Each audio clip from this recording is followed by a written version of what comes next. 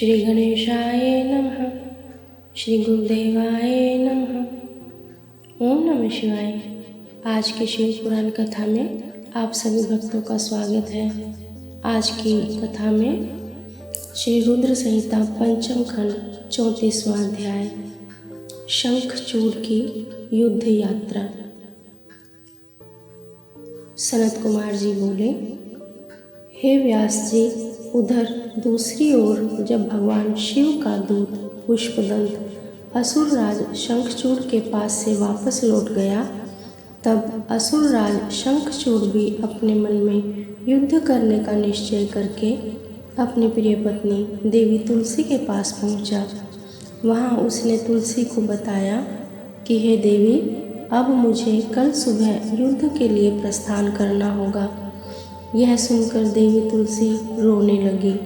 शंखचूड़ ने उन्हें ढांढस बंधाया और कहा कि वीरों की पत्नियां रो कर नहीं बल्कि हंसकर उन्हें विदा करती हैं। यह सुनकर तुलसी ने अपनी आंखों के आंसू पोंछ लिए।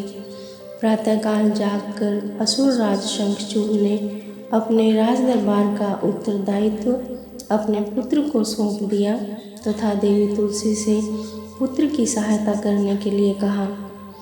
फिर दैत्यराज शंखचूड़ ने अपनी विशाल दैत्य सेना का युद्ध के लिए आवाहन किया। अपने स्वामी दैत्यराज शंखचूड़ के बुलाने पर विशाल दैत्य सेना पल भर में संगठित हो गई। उस असुर सेना में अनेक वीर और पराक्रमी योद्धा थे। वे युद्ध करने के लिए सुसज्जित होकर आए थे।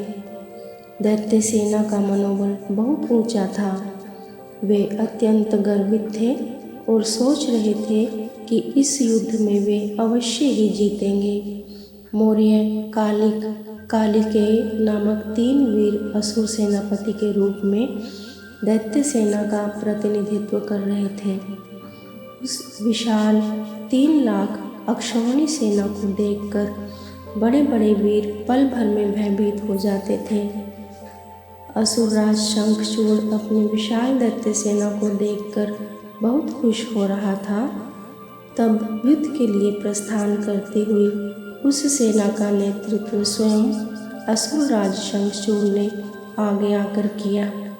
उनके पीछे वाले रथ में दैत्यों के गुरु शुक्राचार्य उनका मार्ग प्रशस्त कर रहे थे। इस प्रकार अपने स्वामी शंखचूड़ की जय जयकार का उद्घोष करती हुई वह राक्षस सेना तीव्र गति से आगे बढ़ी चली जा रही थी। चलते चलते काफी समय बीत गया। आखिर पुष्पभद्रा नामक नदी के किनारे एक अक्षय वट वृक्ष के नीचे दैत्य सेना ने अपना डेरा लगाया। वहीं से कुछ दूरी पर देव सेना ने भी अपना डेरा डाला हुआ था। 35वां अध्याय शंखचूड़ के दूत और शिव जी की वार्ता। सनत कुमार जी बोले, हे व्यास जी, जब इस प्रकार देवताओं की सेना लेकर भगवान शिव और राक्षसों की सेना के साथ असुरराज शंखचूड़ अपने अपने निवासों को छोड़कर युद्ध करने के लिए यात्रा करते करते रास्ते में रुक गए और दोनों सेनाएं कुछ ही दूरी पर रुकी थी, तब दैत्यराज शंखचूड़ ने अपने एक दूत को संदेश देकर भगवान शिव के पास भेजा। दैत्यराज शंखचूड़ का वह दूत भगवान शिव के पास पहुंचा और बोला, हे शिव, मैं दैत्यराज शंखचूड़ का दूत हूँ और उनका संदेश लेकर आपके पास आया हूँ। मेरे स्वामी ने कहलवाया है कि वे यहाँ आ गए हैं। अब आपकी क्या इच्छा है? तब दैत्यराज के उस दूत से शिवजी बोले, दूत, तुम जाकर अपने स्वामी शंखचूड़ से कहो कि देवताओं के साथ शत्रुता छोड़कर उनसे मित्रता कर लो। उनका हड़पा हुआ राज्य उन्हें वापस कर दो और तुम सुखपूर्वक अपने राज्य पर शासन करो। दैत्यराज से कहना कि वे शुद्ध कर्मी महर्षि कश्यप की संतान हैं। उन्हें ऐसा करना शोभा नहीं देता, इसलिए वे समय रहते मेरी समझाई हुई बात को समझ जाएं, अन्यथा इसके परिणाम दानवों के लिए बहुत घातक हो सकते हैं। भगवान शिव के इस प्रकार के वचन सुनकर वह दूत पुनः बोला, हे देवादिदेव, हालांकि आपकी बातों में कुछ सच्चाई है, परंतु क्या हमेशा हर बात में असुर ही गलत होते हैं? देवता हमेशा सही होते हैं, उनकी कभी कोई गलती नहीं होती। आपके अनुसार सारे दोष असुरों में ही हैं, जबकि वास्तविकता में ऐसा बिल्कुल भी नहीं है। दोष केवल असुरों में ही नहीं, देवताओं में भी है। मैं उनका पक्ष लेने वाले आपसे पूछता हूँ कि मधु और कैटक नामक दैत्यों के सिरों को किसने काटा? तिरुपुरों को युद्ध करने के पश्चात क्यों भस्म कर दिया गया? आप सदा से ही देवताओं और दानवों में पक्षपात करते आए हैं। आप देवताओं का ही कल्याण करते हैं, जबकि ईश्वर होने के नाते आप देवताओं और असुरों दोनों के लिए ही आराध्य हैं। इसलिए आपको किसी एक के संबंध में नहीं, बल्कि दोनों के हितों को ध्यान में रखना चाहिए। शंखचूड़ के दूत के इन वचनों को सुनकर कल्याणकारी शिव बोले, दूत, तुम्हारी ये बात पूर्णतः गलत है। मैं देवताओं और दानवों में कभी कोई भेद नहीं करता। मैं तो सदा से ही अपने भक्तों के अधीन हूँ। मैं सदैव अपने भक्तों का कल्याण करता हूँ और उनके अभीष्ट कार्यों की सिद्धि करता हूँ। मुझे देवताओं पर आए हुए संकट को दूर करना है, इसलिए मुझे असुरों से युद्ध करना ही होगा। तुम जाकर इस बात को असुर राज शंखचूड़ को बता दो। यह कहकर भगवान शिव चुप हो गए और वह दूत अपने स्वामी शंखचूड़ के पास चला गया। 36वां अध्याय, देव दानव युद्ध।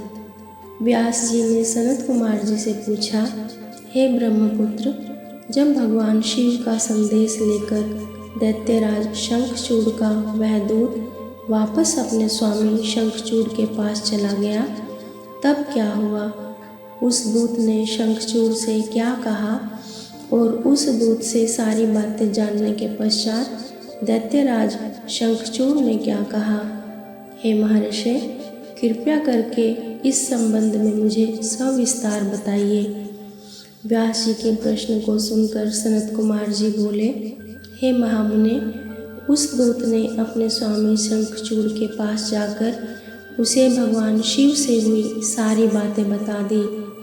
शिव जी की कही हुई बातें सुनकर शंखचूड़ और अधिक क्रोधित हो उठा और उसने अपनी विशाल दैत्य सेना को तुरंत युद्ध के लिए चलने की आज्ञा प्रदान की। दूसरी ओर भगवान शिव ने भी अपने गणों और देवताओं को युद्ध भूमि की ओर प्रस्थान करने के लिए कहा।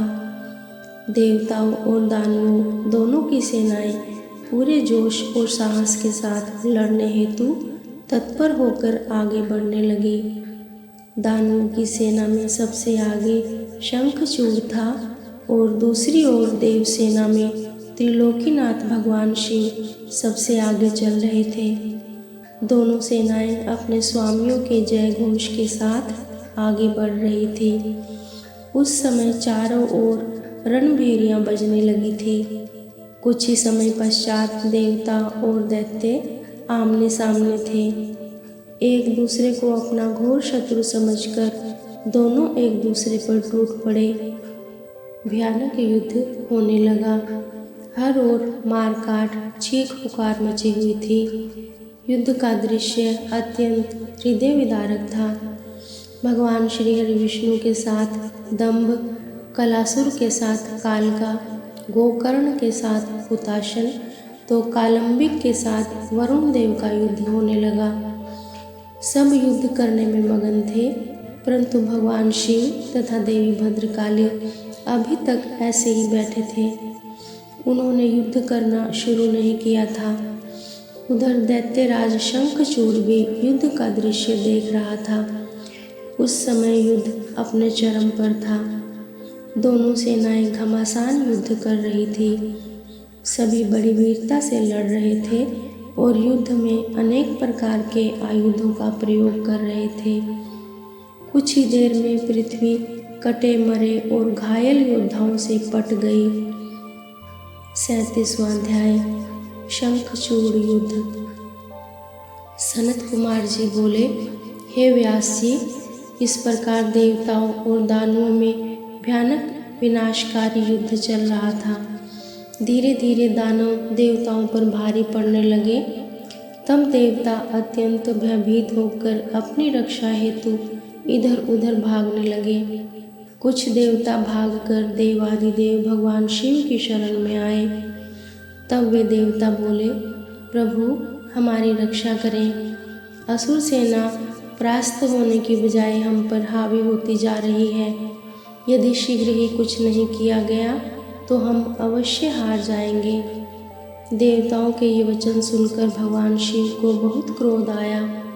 वह उठकर खड़े हो गए और स्वयं युद्ध करने के लिए आगे बढ़े। युद्ध स्थल में पहुंचते ही उन्होंने असुरों की अक्षौहिणी सेना का नाश कर दिया। देवी भद्रकाली भी अनेक दैत्यों को मार मार कर उनका रक्त पीने लगी। इस प्रकार असुरों को युद्ध में कमजोर पड़ता देखकर देवताओं में एक नई जान आ गई। जो देवता इधर उधर अपने प्राणों की रक्षा के लिए भाग गए थे, वे भी आकर पुनः युद्ध करने लगे। उधर भद्रकाली देवी क्रोध से भरकर दैत्यों को पकड़ पकड़ कर अपने मुख में डालने लगी। स्कंद ने अपने बाणों से करोड़ों दानवों को मौत के घाट उतार दिया। यह देखकर असुर सेना भयभीत होकर अपने प्राणों की रक्षा करने हेतु इधर उधर भागने लगी। असुर सेना को इस प्रकार तितर बितर होता देखकर दानवराज शंखचूड़ क्रोधित होकर स्वयं युद्ध में कूद पड़ा। उसने अपने हाथों में धनुष बाण उठाया और भयानक बाणों की वर्षा करनी प्रारंभ कर दी। देखते ही देखते शंखचूड़ ने देव सेना के अनेकों सैनिकों का संहार कर दिया। यह देखकर स्कंद देव आगे बढ़े और शंखचूड़ को ललकारने लगे। शंखचूड़ ने क्रोधित होकर स्कंद पर पलटवार किया। उसने स्कंद का धनुष काट दिया और पूरी शक्ति से स्कंद की छाती पर प्रहार किया। फलस्वरूप स्कंद मूर्छित होकर जमीन पर गिर पड़े। कुछ ही देर बाद स्कंद उठकर खड़े हो गए और उन्होंने अपने बाण से शंखचूड़ के रथ में छेद कर दिया। यही नहीं, स्कंद ने शंखचूड़ का कवच, किरीट आदि कुंडल भी गिरा दिया। तत्पश्चात उसने एक भयानक विषभुजी शक्ति से शंखचूड़ पर प्रहार किया। इस प्रहार से शंखचूड़ मूर्छित होकर धरती पर गिर पड़ा और काफ़ी समय तक ऐसे ही पड़ा रहा। कुछ समय पश्चात वह ठीक होकर पुनः युद्ध करने लगा। इस बार उसने भगवान शिव के पुत्र कार्तिकेय को अपना निशाना बनाया और उस पर भयानक शक्ति का प्रहार किया, जिससे कार्तिकेय बेहोश होकर जमीन पर गिर पड़े। तब कार्तिकेय को इस प्रकार धरती पर बेहोश पड़ा हुआ देखकर देवी भद्रकाली उन्हें गोद में उठा लाई। उनकी दशा देखकर शिवजी ने उन पर अपने कमंडल का जल छिड़का। जल छिड़कते ही कार्तिकेय फौरन उठ बैठे और पुनः युद्ध करने के लिए चल दिए। दूसरी ओर वीरभद्र और शंखचूड़ का भयानक युद्ध चल रहा था। यह कह पाना कठिन था कि दोनों में से कौन अधिक वीर और बलशाली है। एक दूसरे पर वे बड़े शक्तिशाली ढंग से प्रहार कर रहे थे। देवी भद्रकाली भी पुनः युद्ध में आकर दानवों का भक्षण करने लगी। 38वां अध्याय भद्रकाली शंखचूड़ युद्ध। सनत कुमार जी बोले, हे व्यास जी, देवी भद्रकाली ने युद्ध भूमि में जाकर भयंकर सिंहनाद किया, जिससे डरकर अनेकों दानव मूर्छित होकर धरती पर गिर पड़े। भद्रकाली ने अपने तेज और नुकीले दांतों से दानवों का रक्त चूसना शुरू कर दिया। यह देखकर युद्धरत दानव भय से आतंकित हो उठे। वे डरकर इधर उधर भागने लगे। यह देखकर दानवराज शंखचूड़ दौड़कर देवी भद्रकाली से युद्ध करने के लिए आगे आया। शंखचूड़ को सामने देखकर देवी भद्रकाली ने प्रलय अग्नि के समान भयंकर बाणों की वर्षा करनी शुरू कर दी, परंतु शंखचूड़ ने वैष्णव नामक अस्त्र से उस वर्षा को शांत कर दिया। देवी भद्रकाली ने उसके जवाब में नारायण अस्त्र चलाया, परंतु शंखचूड़ हाथ जोड़कर उस अस्त्र को प्रणाम करने लगा, जिससे वह नारायण अस्त्र वहीं पर शांत हो गया। दैत्यराज शंखचूड़ अपने भयानक बाणों से देवी पर प्रहार करता और देवी उन असंख्य बाणों को अपने विकराल दाढ़ों से चबा जाती। इस प्रकार देवी और शंखचूड़ में भयानक संग्राम होने लगा। तभी क्रोधित भद्रकाली ने पाशुपत नामक ब्रह्म अस्त्र उठा लिया, परंतु तभी आकाशवाणी हुई कि अभी दैत्येंद्र की मृत्यु का समय नहीं आया है और इसकी मृत्यु आपके हाथों से नहीं लिखी है। तब देवी ने पशुपत अस्त्र को वापस कर दिया और उसे काटने के लिए दौड़ी। यह देखकर असुरराज ने रौद्रास्त्र चलाकर उनकी गति को कम किया। तब भद्रकाली ने असुरराज द्वारा प्रयोग की गई सारी शक्तियों को तहस नहस कर दिया और आगे बढ़कर शंखचूड़ की छाती पर अपने मुक्के का जोरदार प्रहार किया। इस प्रहार से शंखचूड़ बेहोश होकर धरती पर गिर पड़ा, लेकिन कुछ ही देर पश्चात पुनः उठकर वह भद्रकाली देवी से युद्ध करने लगा। तब देवी ने उसे कसकर पकड़ लिया और चारों ओर घुमाकर धरती पर फेंक दिया। शंखचूड़ कुछ समय तक ऐसे ही पड़ा रहा। तब देवी ने अन्य दानवों का वध करना शुरू कर दिया। शंखचूड़ चुपचाप उठा और जाकर अपने रथ पर धीरे से बैठ गया। 39वां अध्याय। शंखचूड़ की सेना का संहार। व्यास जी बोले, हे ब्रह्मपुत्र सनत कुमार जी, जब देवी भद्रकाली द्वारा युद्ध में घायल होकर शंखचूड़ पुनः अपने रथ पर जाकर बैठ गया, तब क्या हुआ? भगवान शिव ने जो उस युद्ध में असुरराज शंखचूड़ का वध करने के लिए ही आए थे, क्या किया?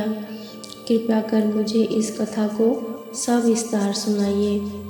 व्यास जी की इस जिज्ञासा को शांत करते हुए सनत कुमार जी ने कहना आरंभ किया।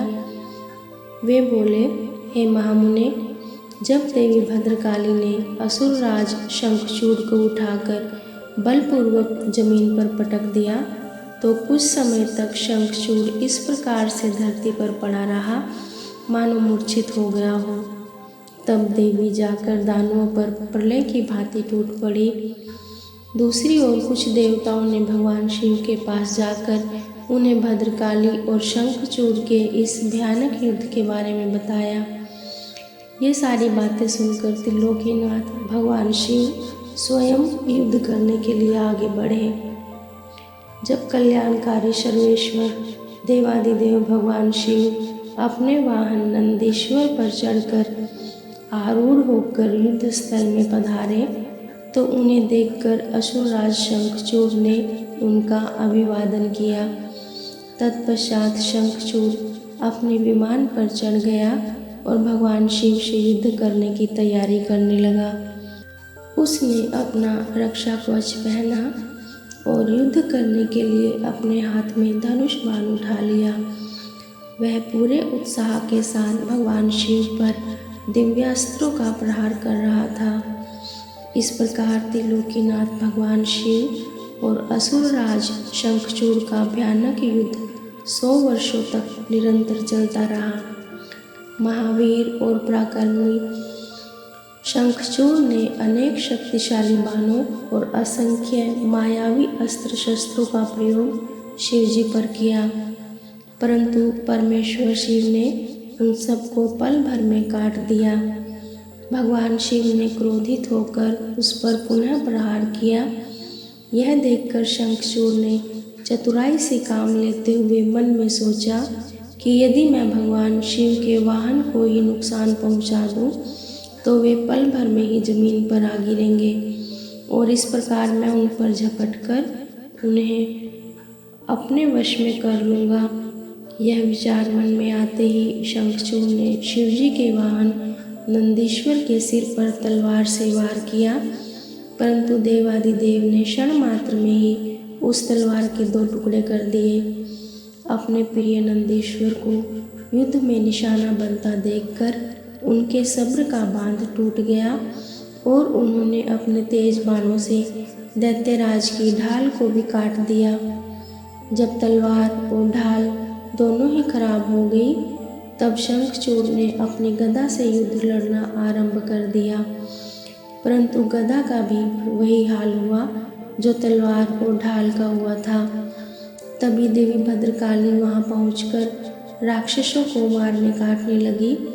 देखते ही देखते उन्होंने अनेकों वीर दैत्यों का संहार कर दिया, कई का रक्त चूस लिया और बहुतों को अपने मुख में डालकर जिंदा ही निगल लिया। अपनी विशाल दैत्य सेना का इस प्रकार सर्वनाश होता देखकर शंखचूड़ को अत्यधिक पीड़ा हुई। उसका दर्द तब और भी बढ़ गया जब उसने अपने साहसी वीर राक्षसों को प्राण बचाने के लिए जहां तहां भागते हुए देखा। 40वां अध्याय शिवजी द्वारा शंखचूड़ वध। सनत कुमार जी बोले, हे व्यास जी, अपनी विशाल सेना का इस प्रकार संहार होता देखकर असुर राज शंखचूड़ अत्यंत क्रोधित होकर निरंतर उन पर अस्त्रों का प्रहार करने लगा। तत्पश्चात उसने अपनी माया का प्रयोग करते हुए सभी देवताओं सहित देवादिदेव महादेव को भयभीत करने का प्रयास किया, परंतु इस जगत के स्वामी को इस प्रकार भला कोई डरा सकता है क्या?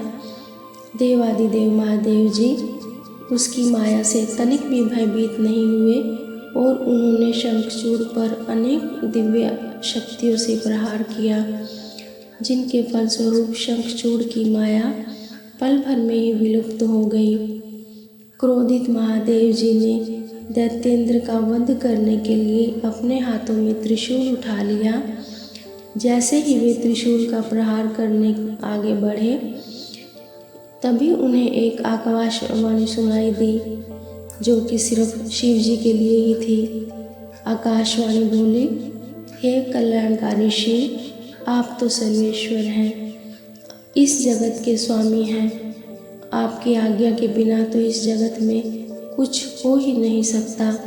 भगवान, आप इस तुच्छ राक्षस का वध करने के लिए त्रिशूल का प्रयोग क्यों कर रहे हैं?